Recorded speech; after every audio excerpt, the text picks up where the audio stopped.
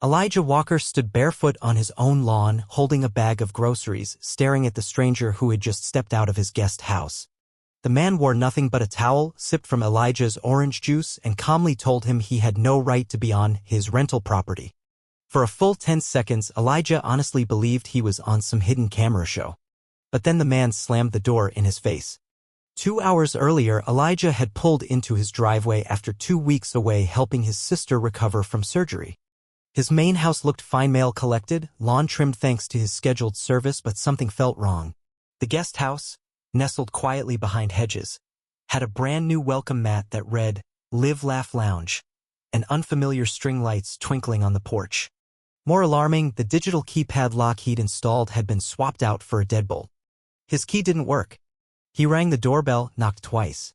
A man opened the door wearing Elijah's guest towel and looked irritated that he'd been interrupted. "Name's Dylan. I'm renting through Kelsey from the HOA," he said, holding up a laminated lease like it meant something. When Elijah asked if Kelsey had shown him proof of ownership or any authority to lease the place, Dylan shrugged. "She's the vice president. I assume she runs stuff."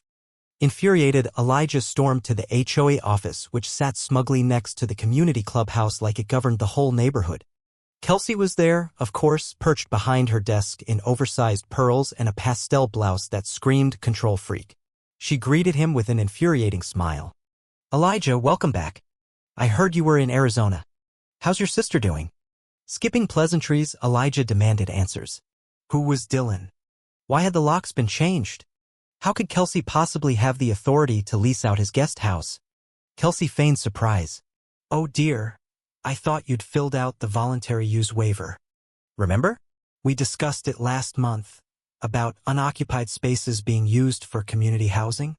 It's all in the bylaws." There had been no such discussion.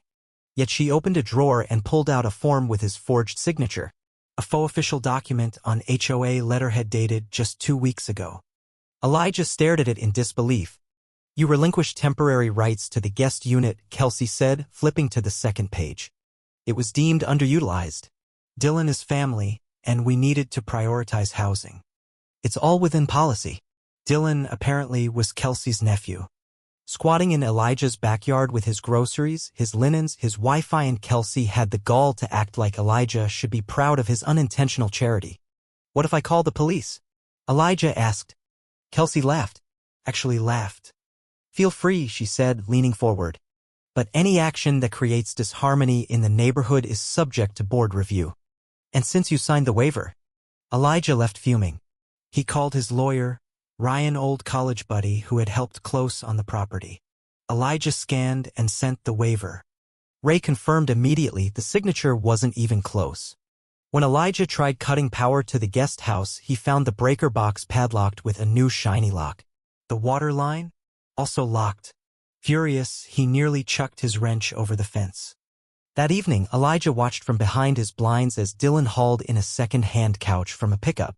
Kelsey stood nearby, pointing to flower beds and giving instructions about where not to step, because the homeowner gets fussy.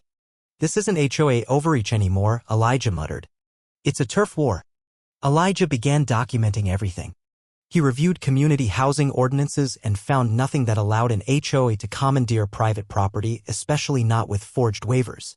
Ray began drafting a cease and desist letter, but Elijah wanted more than legal retaliation, wanted revenge.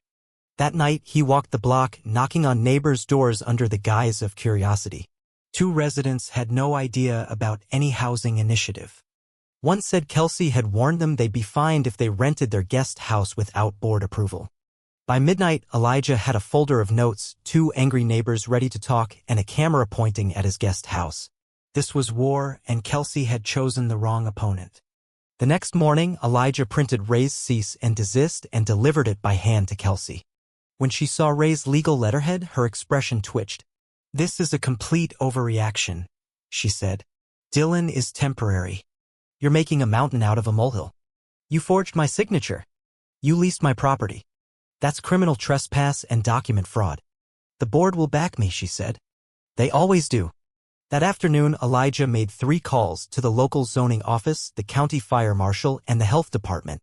He reported unauthorized rental occupancy, unpermitted structure use, and a fire hazard. 2 days later, 3 official vehicles pulled up to the guest house. Elijah sipped iced tea on his porch. Dylan was outside tossing a football in Elijah's college hoodie. The zoning official asked for proof of occupancy. Dylan offered the same laminated lease. The fire marshal pointed out a gas grill placed too close to a shed. The health inspector asked about water and septic systems. Dylan had no answers. Kelsey showed up 10 minutes later, flustered. The officials issued her citations on the spot. By sunset, Dylan packed his things and drove off in his dented Honda. He didn't even say goodbye. The next morning, a large orange sign appeared on the guest house door, condemned until permitted. Elijah smiled every time he walked past it. Then the story hit the neighborhood Facebook group. Someone posted a photo of the inspectors. Comments flooded in. Karen once fined me for wind chimes being too musical. She reported my golden retriever for barking aggressively. She warned me for planting lavender without permission. The tide turned. Mark and Jody, a retired couple 2 houses down, knocked on Elijah's door and shared similar horror stories. By the end of their porch chat, they had the start of a plan, an HOA board shakeup. Of course, Kelsey wasn't done. The next morning, Elijah found a violation notice duct taped to his door, citing excessive illumination from string lights he'd had for years. He crumpled it and threw it away. At 2:14 a.m., his security cam caught someone sneaking across the yard, flashlight in hand. The figure tried prying open the garage door, failed, and slashed the tires on Elijah's truck. The hoodie? Same one Dylan had worn. Elijah filed a police report and saved the footage in 3 places. By the weekend, the condemned sign on his guest house was a local landmark. The anonymous post that appeared in the Facebook group Sunday night accused certain residents of disrupting community harmony. Signed, Concerned Resident. It reeked of Kelsey. But Elijah was already canvassing. He brought coffee to retirees, fixed porch lights, and asked neighbors one question. Has Kelsey overstepped with you? The stories poured out. Unauthorized fines, passive-aggressive threats, made-up violations.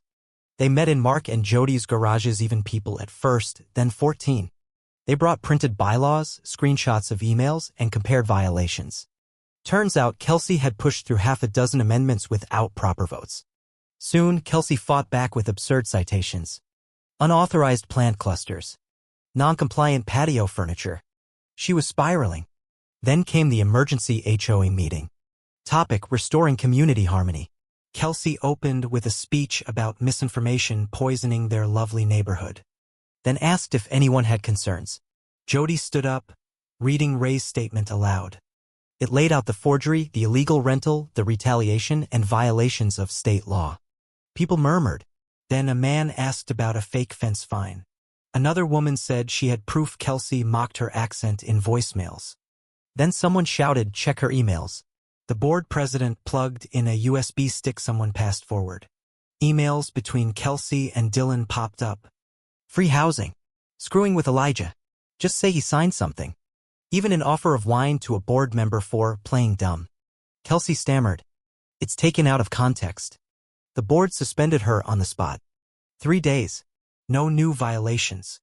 Neighbors smiled more. A pink mailbox even popped up. Kelsey had gone silent. Then came a small claims lawsuit.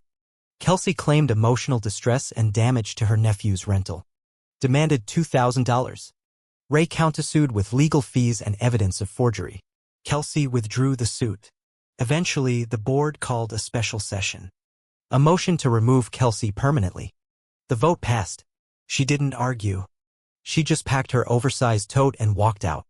A week later, Elijah found his original guest house key in the mail, duct taped to a card. No return address. Just 5 words. It's yours again. For now. Elijah installed a new lock. Repainted every wall. Replaced every appliance. It became his sanctuary again. The HOA elected new leadership. The bylaws were revised. Transparency returned. And for the first time, people felt free. One neighbor gifted Elijah a small wooden sign for the guest house. Private property. Owner occupied. No cars allowed. He left it up.